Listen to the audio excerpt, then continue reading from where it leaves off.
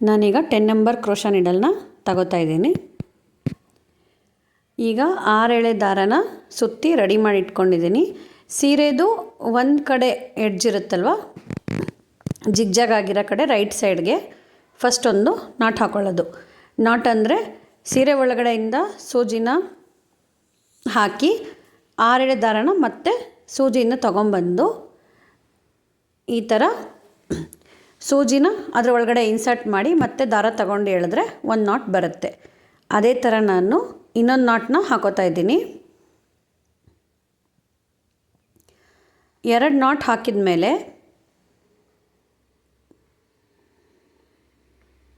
ನಾನಿವಾಗ 4 ಚೈನ್ಸ್ನ ಹಾಕೋತೀನಿ. ಚೈನ್ ಅಂದರೆ ಒಂದ್ಸಲಿ ಸೂಜಿಯಿಂದ ದಾರನ ತಕ್ಕೋಬೇಕು, ಒಂದು ಲೂಪ್ ಆಗಬೇಕು. ಆ ಥರ 4 ಚೈನ್ನ ಹಾಕೋತಾ ಇದ್ದೀನಿ. ಅದಿಷ್ಟನ್ನು 4 ಚೈನ್ ಆದಮೇಲೆ ಸೀರೆಗೆ ಎಲ್ಲಿಗೆ ಬರುತ್ತೋ ಅಲ್ಲಿಗೆ ನೋಡಿಕೊಂಡು ಮತ್ತೆ ಸಿಂಗಲ್ ನಾಟ್ ಅಥವಾ ಅದನ್ನು ಲಾಕ್ ಮಾಡ್ಕೋಬೇಕೀಗ.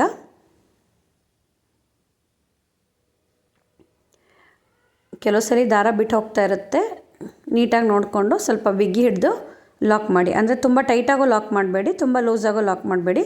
ಕರೆಕ್ಟಾಗಿ ಎಲ್ಲಿಗೆ ಬರುತ್ತೋ ಅಲ್ಲಿಗೆ ಲಾಕ್ ಮಾಡಿ.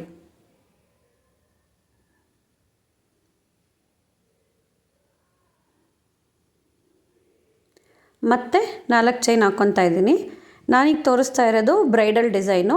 ಇದರಲ್ಲಿ ನಿಮಗೆ 4 ಸ್ಟೆಪ್ಸ್ ಬರುತ್ತೆ. ಸೊ ಇದು ಬೇಸಿಕ್ ಸ್ಟೆಪ್ಪು. ಫಸ್ಟ್ ಸ್ಟೆಪ್ಪಲ್ಲಿ ಈ ಥರ 4 ಚೈನ್ಸ್ನ ಹಾಕಬೇಕು. ಮತ್ತು ಆ 4 ಚೈನ್ನ ನೆಕ್ಸ್ಟ್ ಎಲ್ಲಿಗೆ ಬರುತ್ತೋ ಅಲ್ಲಿಗೆ ಕರೆಕ್ಟಾಗಿ ಲಾಕ್ ಮಾಡಬೇಕು.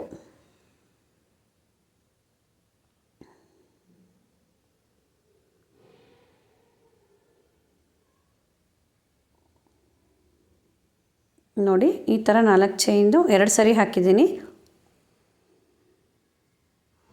ಈಗ ಮತ್ತೆ 3ನೇ ಸಲಿನೂ 4 ಚೈನ್ಸ್ ಹಾಕೋತಾ ಇದ್ದೀನಿ. 4 ಚೈನ್ ಹಾಕಿದ ಮೇಲೆ ದಾರಾನ ಟೈಟ್ ಮಾಡಿಕೊಂಡು ಮತ್ತೆ ಎಲ್ಲಿಗೆ ಬರುತ್ತೆ ಅಲ್ಲಿಗೆ ಲಾಕ್ ಮಾಡಬೇಕು.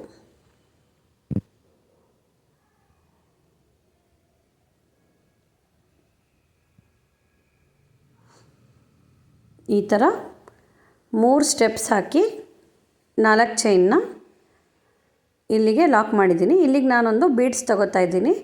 ಸ್ವಲ್ಪ ದೊಡ್ಡ ಸೈಜ್ ಬೀಡೇ ತೊಗೊಳ್ಳಿ, ಯಾಕಂದರೆ ಇದರಲ್ಲಿ ಆರ್ಚು ದೊಡ್ಡದು ಬರುತ್ತೆ. ಅದಕ್ಕೆ ನಾನು ಸ್ವಲ್ಪ ದೊಡ್ಡ ಸೈಜ್ ಬೀಡನ್ನ ತೊಗೊತಾ ಇದ್ದೀನಿ.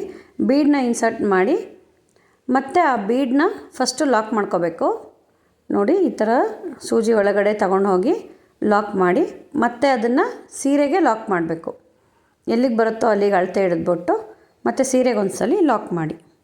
ಲಾಕ್ ಮಾಡೋದಂದರೆ ಏನಿಲ್ಲ, ಸಿಂಗಲ್ ಕ್ರೋಶೆ ಹಾಕೋದು. ತಂದು ಈ ಥರ 2 ದಾರ ಇರುತ್ತಲ್ವ, 2 ದಾರದಲ್ಲಿ ಮತ್ತೆ ದಾರನ ಎಳೆದ್ಬಿಟ್ಟು ಒಂದು ದಾರ ಮಾಡಬೇಕು. ಇದನ್ನು ನಾಟ್ ಅಂತೀವಿ.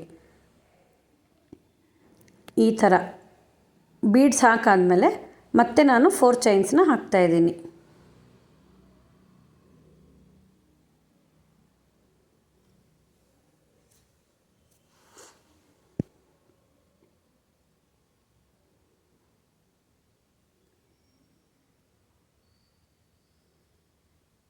ಫೋರ್ ಚೈನ್ಸ್ ಹಾಕ್ಕೊಳ್ಳೋದು, ಮತ್ತು ಎಲ್ಲಿಗೆ ಬರುತ್ತೆ ಅಲ್ಲಿಗೆ ಅದನ್ನು ಲಾಕ್ ಮಾಡೋದು. ನಾವು ಫಸ್ಟಿಗೆ ಅಷ್ಟೇ 3 4 ಚೈನ್ಸ್ನ ಹಾಕಿದ್ದೀವಿ. ಅದಾದಮೇಲೆ ಒಂದು ಬೀಡ್ ಹಾಕಿದ್ದೀವಿ. ಈಗ ಅದನ್ನು ಕಂಟಿನ್ಯೂ ಮಾಡಬೇಕಾದ್ರೆ ನಾವು 5 4 ಚೈನ್ಸ್ನ ಹಾಕಬೇಕು. ನೋಡಿ, ಈಗ ತೋರಿಸ್ತಾ ಇದ್ದೀನಿ ವಿಡಿಯೋದಲ್ಲಿ. 4 ಚೈನ್ಸ್ ನಾವೇನು 3 ಹಾಕಿದ್ದೀವೋ ಫಸ್ಟಲ್ಲಿ, ಆ ಥರ ಒಂದು ಬೀಡ್ ಹಾಕಾದ್ಮೇಲೆ 5 ಟೈಮ್ಸ್ ಹಾಕಬೇಕು. 5 ಟೈಮ್ಸ್ 4 ಚೈನ್ಸ್ ಹಾಕಿ ಆಮೇಲೆ ಬೀಡನ್ನ ಇನ್ಸರ್ಟ್ ಮಾಡಬೇಕು. ಗೊತ್ತಾಯ್ತಾ? ಈ ಥರ 5 ಚೈನ್ಸ್ ಹಾಕಿದ ಮೇಲೆ ನಾವು ಮತ್ತೆ ಬೀಡನ್ನ ಇನ್ಸರ್ಟ್ ಮಾಡ್ತೀವಿ. ಮತ್ತು ನೆಕ್ಸ್ಟಿಂದ ನಾವು ರಿಪೀಟಾಗಿ ಮತ್ತೆ 5 ಚೈನ್ಸ್ ಮತ್ತು ಬೀಡ್, ಮತ್ತು 5 ಚೈನ್ಸ್ ಮತ್ತು ಬೀಡ್, ಈ ಥರನೇ ಹಾಕ್ಕೊಂಡು ಹೋಗ್ತೀವಿ. ಇದನ್ನು ಕೂಡ ಎಲ್ಲಿಗೆ ಬರುತ್ತೆ ಅಲ್ಲಿಗೆ ಲಾಕ್ ಮಾಡಿ ಕಂಟಿನ್ಯೂ ಮಾಡಬೇಕು. 5 ಚೈನ್ಸ್ನ ಮೀನ್ಸ್ 5 ಟೈಮ್ಸ್ 4 ಚೈನ್ಸ್ನ ಕಂಟಿನ್ಯೂ ಮಾಡಬೇಕು.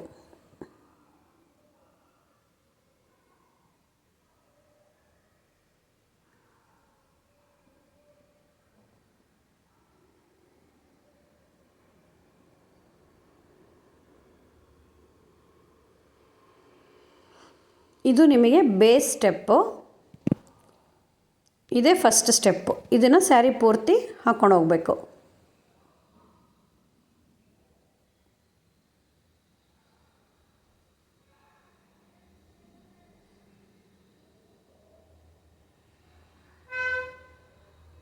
ನೋಡಿ, ಈ ಥರ 6 ಎಳೆ ದಾರನ ನಾನೊಂದು ಬಾಕ್ಸಲ್ಲಿ ಹೋಲ್ ಮಾಡಿ ಅದರೊಳಗಡೆ ಹಾಕ್ಕೊಂಡು ಹೋಗಿದ್ದೀನಿ. ಇಲ್ಲ ಅಂದರೆ ಸಿಗಾಕೊಳ್ಳೋ ಚಾನ್ಸಸ್ ಎಲ್ಲ ಇರುತ್ತೆ ಅಂಥೇಳಿ ಈ ಥರ ಮಾಡ್ಕೊಂಡ್ರೆ ನಿಮಗೆ ಈಸಿ ಇರುತ್ತೆ. ನೋಡಿ, ಇವಾಗ ಮತ್ತೆ ನಾನು 5 ಟೈಮ್ಸ್ 4 ಚೈನ್ಸ್ನ ಹಾಕಿದ್ದೀನಿ. ಅದಾದಮೇಲೆ ಮತ್ತೆ ಒಂದು ಬೀಡನ್ನ ಇನ್ಸರ್ಟ್ ಮಾಡ್ತಾಯಿದ್ದೀನಿ.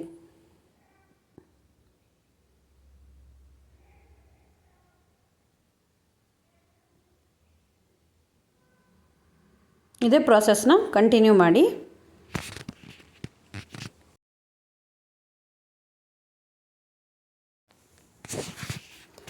ಇವಾಗ ಫಸ್ಟ್ ಸ್ಟೆಪ್ ಆದಮೇಲೆ ಎರಡನೇ ಸ್ಟೆಪ್ಪು. ಇವಾಗೂ ನಾನು 6 ಎಳೆ ದಾರ ಸೇಮ್ ಕಲರ್ನೇ ತೊಗೊತಾ ಇದ್ದೀನಿ. ಫಸ್ಟ್ ಏನು ನಾಟ್ ಹಾಕಿರ್ತೀವಲ್ವ ಅಲ್ಲಿಗೆ ಮತ್ತೆ ನಾವು ದಾರ ತಗೊಂಡು ಲಾಕ್ ಮಾಡ್ಕೋಬೇಕು. ನೋಡಿ, ಲಾಕ್ ಮಾಡ್ಕೋಬೇಕು. ಫಸ್ಟು ಲಾಕ್ ಮಾಡಿ ಆದಮೇಲೆ ನಾವು ಫಸ್ಟಿಗೆ 4 ಚೈನ್ಸ್ ಹಾಕಿರ್ತೀವಲ್ವ ಮತ್ತು ಅದೇ ಜಾಗದಲ್ಲಿ 4 ಚೈನ್ಸ್ನ ಹಾಕೋಬೇಕು. ಹಾಕ್ಕೊಂಡು ಅದನ್ನ ಎಲ್ಲಿಗೆ ಲಾಕ್ ಮಾಡಿರ್ತೀವೋ ಅದೇ ಲಾಕಲ್ಲಿ ಮತ್ತೆ ದಾರನ ಇನ್ಸರ್ಟ್ ಮಾಡಿ ಲಾಕ್ ಮಾಡಬೇಕು. ಅದೇ ಥರ ನಾವು ಮತ್ತೆ 4 ಚೈನ್ಸ್ನ ಕಂಟಿನ್ಯೂ ಆಗಿ ಹಾಕೋತಾ ಇದ್ದೀವಿ. ನೋಡಿ, ಬೀಡ್ ಎಲ್ಲಿವರೆಗೂ ಇದೆಯೋ ಅಲ್ಲಿವರೆಗೂ ನಾವು 4 ಚೈನ್ಸ್ನ ಹಾಕ್ಕೊಂಡಿದ್ದೀವಿ. ಇದಾದಮೇಲೆ ಬೀಡ್ ಹತ್ತಿರ ಮಾತ್ರ ನಾವು 6 ಚೈನ್ಸ್ನ ಹಾಕ್ಕೋಬೇಕು. ನೋಡಿ, ಎಲ್ಲೆಲ್ಲಿ 4 ಚೈನ್ ಇತ್ತೋ ಅಲ್ಲಿವರೆಗೂ 4 ಚೈನ್ಸ್ನೇ ಹಾಕಿ ಬೀಡ್ ಎಲ್ಲಿಗೆ ಹಾಕಿದ್ದೀವೋ ಅಲ್ಲಿಂದ ನಾವು ಬೀಡಿಗೆ ಮಾತ್ರ 6 ಚೈನ್ನ ಹಾಕ್ಕೋಬೇಕು. ನೋಡಿ, 6 ಚೈನ್ ಹಾಕ್ಕೊಂಡು ಅದನ್ನು ಮತ್ತೆ ಲಾಕ್ ಮಾಡ್ತೀನಿ. ನಮಗೆ ಅಲ್ಲೇ ಆರ್ಚ್ ಬರೋದು. ಇದು ಆರ್ಚ್ ಡಿಸೈನ್ ಇರೋದ್ರಿಂದ ನಾವು ಇಲ್ಲಿ 6 ಚೈನ್ ಹಾಕೋಬೇಕು. ಸರಿ, ಈಗ ಲಾಕ್ ಮಾಡಿ ಮತ್ತೆ ನಾವು ಕಂಟಿನ್ಯೂ ಮಾಡಬೇಕು. ನೆಕ್ಸ್ಟ್ ಎಲ್ಲಿ 4 ಚೈನ್ಸ್ ಇದೆಯೋ ಅಲ್ಲಿಗೆಲ್ಲ 4 ಚೈನ್ಸ್ನೇ ಹಾಕ್ಕೊಂಡು ಹೋಗಬೇಕು.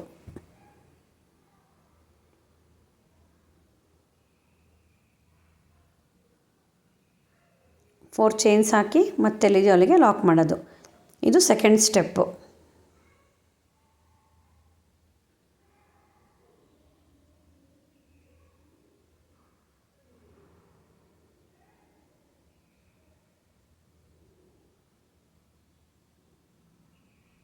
ನೋಡಿ, ಈಗ ಮತ್ತೆ ನಾನು 6 ಚೈನ್ಸ್ನ ಹಾಕ್ಕೊತೀನಿ. 6 ಚೈನ್ಸ್ ಹಾಕಿ ಮತ್ತೆ ಲಾಕ್ ಮಾಡ್ತೀನಿ. ಈ ಸ್ಟೆಪ್ನ ಪೂರ್ತಿಯಾಗಿ ಮಾಡಿದರೆ ಇದು ಸೆಕೆಂಡ್ ಸ್ಟೆಪ್ಪು ಮುಗಿಯುತ್ತೆ. ಇದು ಥರ್ಡ್ ಸ್ಟೆಪ್ಪು.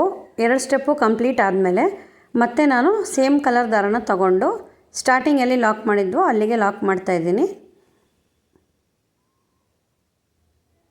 ಲಾಕ್ ಮಾಡಿ ಆದಮೇಲೆ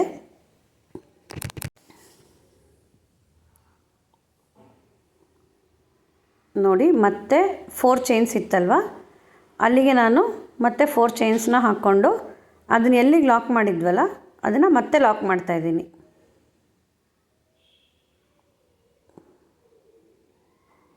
ಅದಾದಮೇಲೆ ಇಲ್ಲಿ ಇನ್ನೊಂದು 4 ಚೈನ್ ಇರುತ್ತೆ.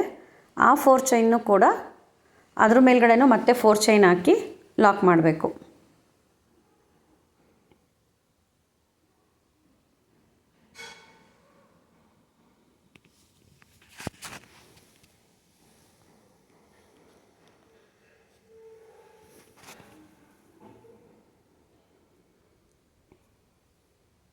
ಮುಂಚೆ ಎಲ್ಲಿ ಲಾಕ್ ಮಾಡಿರ್ತೀವೋ ಅದರ ಮೇಲೇ ಲಾಕ್ ಮಾಡಬೇಕು. ಈ ಸ್ಟೆಪ್ಪಲ್ಲಿ ನಮಗೆ ಆರ್ಚ್ ಬರುತ್ತೆ. ನೋಡಿ, ಈ ಥರ ಲಾಕ್ ಮಾಡಾದಮೇಲೆ ಇನ್ನೊಂದು 4 ಚೈನ್ ಇರುತ್ತೆ ಅಲ್ವಾ ಅಲ್ಲಿಗೆ ನಾವೀಗ ವರ್ಕ್ ಮಾಡಬೇಕು. ನೋಡಿ, ಸೂಜಿ ಮೇಲೆ 1 ಸರಿ 2 ಸರಿ ದಾರ ತಗೋಬೇಕು. ತಗೊಂಡು ನಾವೇನು 6 ಚೈನ್ಸ್ ಹಾಕಿರೋ ದಾರ ಇರುತ್ತೆ ಅಲ್ವಾ ಅದ್ರ ಒಳಗಡೆ ದಾರನ ತೆಗಿಬೇಕು ನೀಡಲ್ ಹಾಕಿ. ಇವಾಗ ಸೂಜಿ ಮೇಲೆ 4 ದಾರ ಇದೆ. 2ರಲ್ಲಿ 1, ಈಗ 3 ದಾರ ಉಳಿತು. ಮತ್ತು 2ರಲ್ಲಿ 1, ಈಗ 2 ದಾರ ಬಂತು. ಮತ್ತು 2ರಲ್ಲಿ 1. ಇದನ್ನು ನಾವು ಟ್ರಿಪಲ್ ಕ್ರೋಶೆ ಅಂತ ಕರಿತೀವಿ.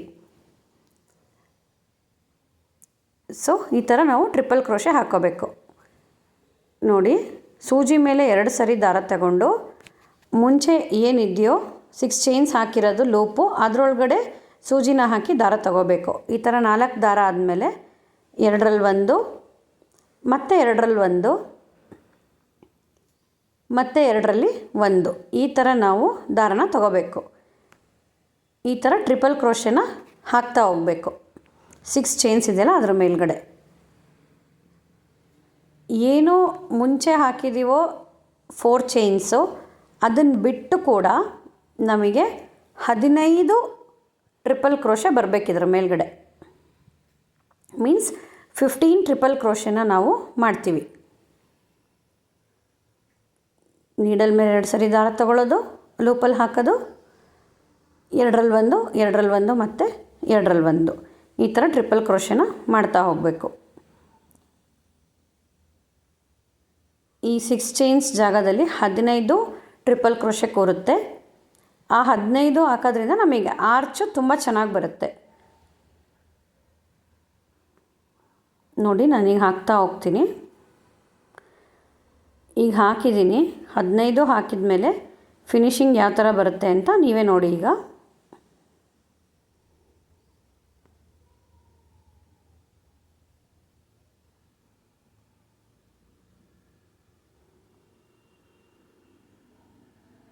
ನೋಡಿ, 15 ಹಾಕಿದ ಮೇಲೆ ಈ ಥರ ಬಂದಿರುತ್ತೆ ಆರ್ಚು.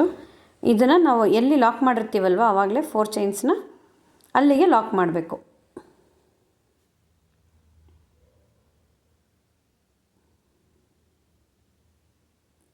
ಫೋರ್ ಚೈನ್ಸ್ ಲಾಕ್ ಇರೋ ಜಾಗದ ಮೇಲ್ಗಡೆ ನಾವೀಗ ಲಾಕ್ ಮಾಡ್ತಾಯಿದ್ದೀವಿ. ನೋಡಿ, ಈ ಥರ ಆರ್ಚು ಬಂದಿದೆ ನಮಗೆ.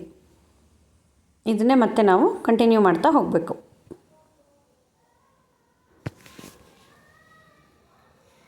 ಮತ್ತು ಎಲ್ಲೆಲ್ಲಿ 4 ಚೈನ್ಸ್ ಇದೆಯೋ ಅದ್ರ ಮೇಲೆ 4 ಚೈನ್ಸ್ ಹಾಕೋಬೇಕು. ನೆಕ್ಸ್ಟು ಬೀಡ್ ಸಿಗೋಕ್ಕಿಂತ ಮುಂಚೆ 4 ಚೈನಲ್ಲಿ ನಾವು ಟ್ರಿಪಲ್ ಕ್ರೋಶೆನ ಮಾಡಬೇಕು. 15 ಟ್ರಿಪಲ್ ಕ್ರೋಶೆ ಮಾಡಬೇಕು. ಇಲ್ಲಿ ಆರ್ಚ್ ನಮಗೆ ತುಂಬ ದೊಡ್ಡದು ಬರುತ್ತೆ. ಇದು ಬ್ರೈಡಲ್ ಡಿಸೈನು.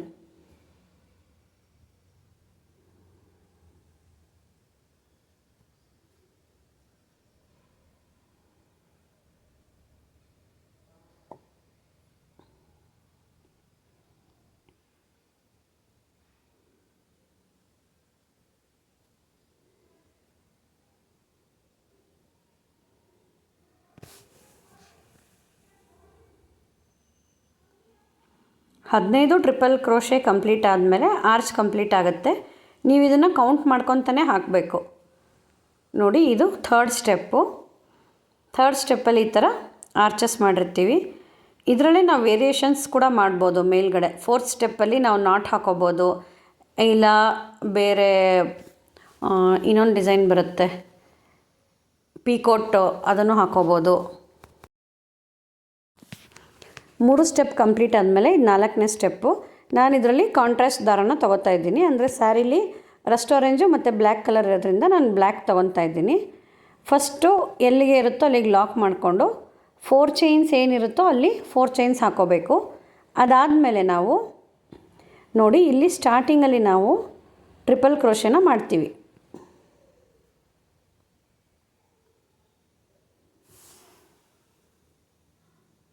ಅದಾದಮೇಲೆ ಆ ಟ್ರಿಪಲ್ ಕ್ರೋಶೆ ಒಳಗಡೆನೇ ದಾರ ತೆಗೆದು ಅಲ್ಲಿ ನಾವು ಡಬಲ್ ಕ್ರೋಶೆ ಮಾಡಬೇಕು. ಅಂದರೆ 2ರಲ್ಲಿ 1 ಸರಿ ದಾರ, 2ರಲ್ಲಿ 1 ಸರಿ ದಾರ, ನೀಡಲ್ ಮೇಲೆ 1 ಸರಿ ದಾರ ತಗೊಂಡು ಮಾಡಬೇಕು.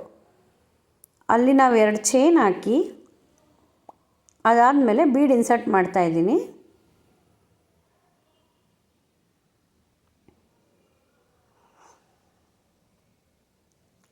ಇಲ್ಲಿ ನಾನು 5 ಡಬಲ್ ಕ್ರೋಶೆನ ಮಾಡ್ತಾಯಿದ್ದೀನಿ. ಆ 5ರಲ್ಲಿ ನಾನೇನು ಮಾಡ್ತಾಯಿದ್ದೀನಿ, 3ನೇ ಡಬಲ್ ಕ್ರೋಶೆಯಲ್ಲಿ ಬೀಡ್ಸ್ ಹಾಕ್ತಾಯಿದ್ದೀನಿ. ಸೊ ಡಿಸೈನು ಗ್ರ್ಯಾಂಡಾಗಿ ಕಾಣುತ್ತೆ. ನೋಡಿ, ಈ ಥರ ಸೂಜಿ ಮೇಲೆ ದಾರ ತಗೊಂಡು ಅದನ್ನು 2ರಲ್ಲಿ 1 ಮತ್ತು 2ರಲ್ಲಿ 1 ಮಾಡಬೇಕು. ಈ ಥರ 5 ಚೈನ್ಸ್ ಆದಮೇಲೆ ಅದೊಂದು ಸ್ವಲ್ಪ ಲೈಟಾಗಿ ಪಫ್ ಥರ ಬರುತ್ತೆ. 5 ಚೈನ್ ಆದಮೇಲೆ ಮತ್ತೆ ಸೂಜಿ ಮೇಲೆ ದಾರ ತಗೊಂಡು ನೆಕ್ಸ್ಟು ಆರ್ಚಲ್ಲಿ 2 ಆರ್ಚನ್ನ ಬಿಟ್ಟು ಅಂದರೆ 2 ಕ್ರೋಶನ ಬಿಟ್ಬಿಟ್ಟು ನಾವು ಮತ್ತೆ ನೀಡಲ್ನ ಆ ಜಾಗದಲ್ಲಿ ಇನ್ಸರ್ಟ್ ಮಾಡಬೇಕು. ನೋಡಿ 2 ಟ್ರಿಪಲ್ ಕ್ರೋಶನ ಬಿಡ್ತಾಯಿದ್ದೀನಿ, ಬಿಟ್ಟು ಮತ್ತೆ ಸೂಜಿ ಮೇಲೆ ದಾರ ತಗೊತಾ ಇದ್ದೀನಿ. ಇಲ್ಲಿ ನಾವು ಡಬಲ್ ಕ್ರೋಶೆ ಮಾಡ್ತಾಯಿದ್ದೀವಿ.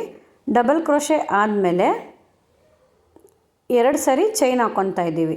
2 ಸರಿ ಚೈನ್ ಹಾಕ್ಕೊಂಡು ಮತ್ತೆ ಸೂಜಿ ಮೇಲೆ ದಾರ ತಂದು ಡಬಲ್ ಕ್ರೋಶೆ ಏನಿರುತ್ತಲ್ಲ ಅದರೊಳಗಡೆಯಿಂದನೇ ನಾವು ಅದೇ ಜಾಗಕ್ಕೆ ಮತ್ತೆ 5 ಡಬಲ್ ಕ್ರೋಶನ ಮಾಡ್ತೀವಿ.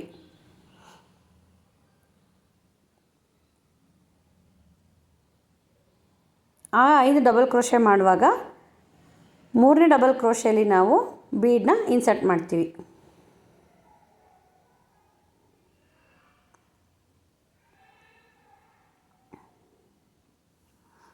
ಇದು ಚಿಕ್ಕದಾಗಿ ಮಿನಿ ಆರ್ಚಸ್ ಥರ ಬರುತ್ತೆ. ಈ ಮಿನಿ ಆರ್ಚಸ್ನ ನಾವು 7 ಅಂದರೆ 7 ಮಿನಿ ಆರ್ಚಸ್ನ ಮಾಡ್ತೀವಿ. ಯಾಕಂದರೆ ಇನ್ ಬಿಟ್ವೀನ್ 2 ಟ್ರಿಪಲ್ ಕ್ರೋಶೆ ನಾವು ಒಂದ್ಸಲಿ ದಾರನ ಇನ್ಸರ್ಟ್ ಮಾಡಿ ತೆಗಿತೀವಿ ನೀಡಲಿಂದ. ಸೊ ನಮಗಿಲ್ಲಿ 7 ಆರ್ಚಸ್ಸು ರೆಡಿಯಾಗುತ್ತೆ. 7 ಮಿನಿ ಆರ್ಚಸ್ ಬರುತ್ತೆ. ಒಂದು ಆರ್ಚಲ್ಲಿ 7 ಮಿನಿ ಆರ್ಚಸ್ ಬರೋದ್ರಿಂದ ಇದು ತುಂಬ ದೊಡ್ಡದಾಗಿ ಮತ್ತು ಗ್ರ್ಯಾಂಡಾಗಿ ಕಾಣುತ್ತೆ ಲುಕ್ಕು.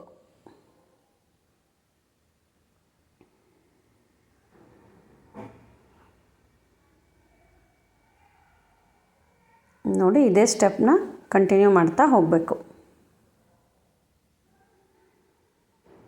2 ಪಫ್ ಆಯಿತು.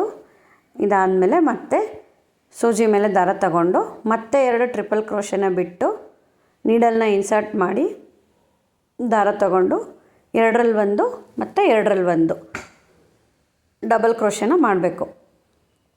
ಅದಾದಮೇಲೆ ಮತ್ತೆ 2 ಚೈನ್ ಹಾಕ್ಕೊಳ್ಳಿ. ಮತ್ತು ಇವಾಗ ನೀಡಲ್ ಮೇಲೆ ದಾರ ತಗೊಂಡು ಅಲ್ಲಿಂದ ಡಬಲ್ ಕ್ರೋಶೆ ಮಾಡಿರ್ತೀರಲ್ಲ ಆ ಜಾಗದಲ್ಲಿ ನೀಡಲ್ನ ಇನ್ಸರ್ಟ್ ಮಾಡಿ ಮತ್ತೆ ಡಬಲ್ ಕ್ರೋಶನ ಹಾಕ್ಕೊಳ್ಳಿ. ಇದೇ ಥರ ಮತ್ತೆ 5 ಡಬಲ್ ಕ್ರೋಶನ ಮಾಡಬೇಕು ನಾವು. ನೋಡಿ ಕಷ್ಟ ಏನಿಲ್ಲ, ಮಾಡ್ತಾ ಮಾಡ್ತಾ ಸುಲಭವಾಗಿ ಬರುತ್ತೆ. 3ನೇ ಡಬಲ್ ಕ್ರೋಶನಲ್ಲಿ ನಾನೀಗ ಬೀಡನ್ನ ಇನ್ಸರ್ಟ್ ಮಾಡ್ತಾಯಿದ್ದೀನಿ.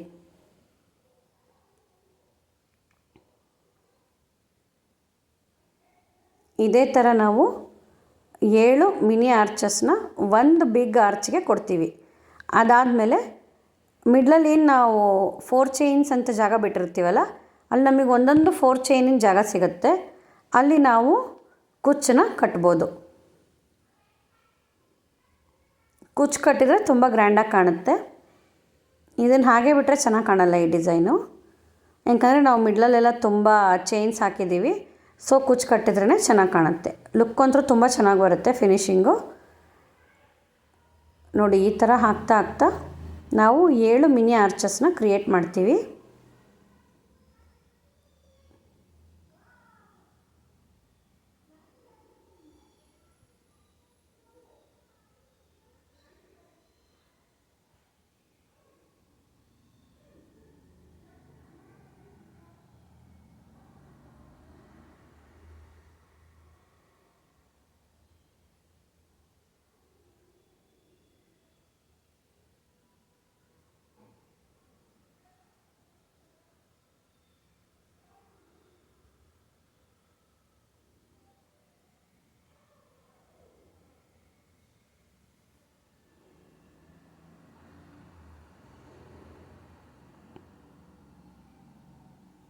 ಏಳು ಆರ್ಚಸ್ ಆದಮೇಲೆ ಲಾಸ್ಟಿಗೆ ಏನು ದಾರ ಇರುತ್ತೋ ಅದನ್ನು ನಾವು 4 ಚೈನಿನ ಲಾಕ್ ಇರುತ್ತಲ್ಲ ಅಲ್ಲಿಗೆ ಹಾಕಿ ಲಾಕ್ ಮಾಡಬೇಕು.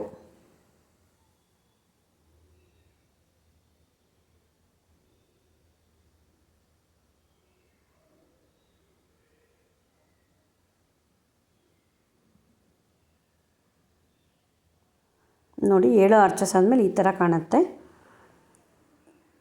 ಕರೆಕ್ಟಾಗಿ ಮಾಡಿ ಸ್ಟೆಪ್ಸು ಕೌಂಟ್ ಇಟ್ಕೊಳ್ಳಿ. 15 ಆರ್ಚಸ್ ಟ್ರಿಪಲ್ ಕ್ರೋಶೆ ಕೆಳಗಡೆ ಮಾಡಿರೋದು, ಅದರ ಮೇಲ್ಗಡೆ 7 ಚಿಕ್ಕ ಚಿಕ್ಕ ಮಿನಿ ಆರ್ಚಸ್ನ ಮಾಡಿರೋದು.